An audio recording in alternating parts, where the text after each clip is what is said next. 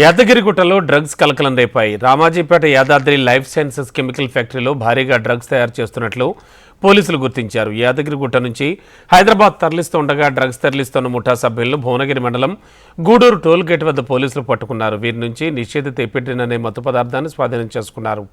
Shri Yadadri pharmaceutical కంపెనీలో drugs తయారు చేసినట్లు తేలడంతో యాదాద్రి భువనగిరి డీసీపీ ఆధ్వర్యంలో సోదాలు చేశారు. కంపెనీ నిర్వాహకులు కొంతకాలంగా గుట్టుచప్పుడు కాకుండా ఎపిడ్రిన్ డ్రగ్ తయారు చేస్తున్నట్లు గుర్తించారు.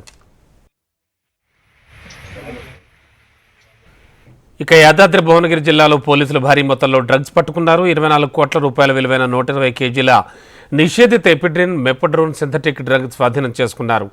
Ramajipeta Yadadri life sciences chemical ఫ్యాక్టరీలో భారీగా డ్రగ్స్ తయారు చేస్తున్నట్లు పోలీసులు గుర్తించారు.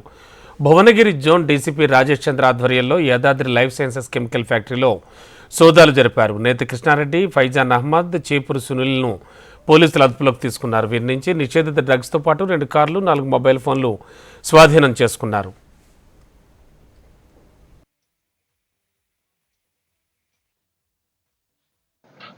మన యాదగిరిపల్లి పక్కన రామాజీపేటలో ఉన్న ఒక ఫ్యాక్టరీ, సిక్ ఫ్యాక్టరీ అది.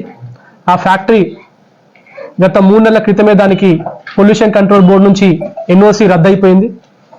అటువంటి ఒక అన్యూజ్డ్ ఫ్యాక్టరీలు వీళ్ళు ఒక ఎక్విప్మెంట్స్ తోటి ఏర్పాటు చేసుకుని చాలా పెద్ద ఎత్తున ఈ సింథటిక్ డ్రగ్స్ని మ్యానుఫ్యాక్చరింగ్ చేయడము జరుగుతూ ఉన్నది. ఇందులో వివరాల్లోకి వెళ్తే కృష్ణారెడ్డి అనే వ్యక్తి మన లోకల్ వ్యక్తినే. అతనికి ఇస్మాయిల్ అనే అతను వాడు పరిచయం అవుతాడు. రియల్ ఎస్టేట్ బిజినెస్లో పార్ట్గా పరిచయం అవుతాడు.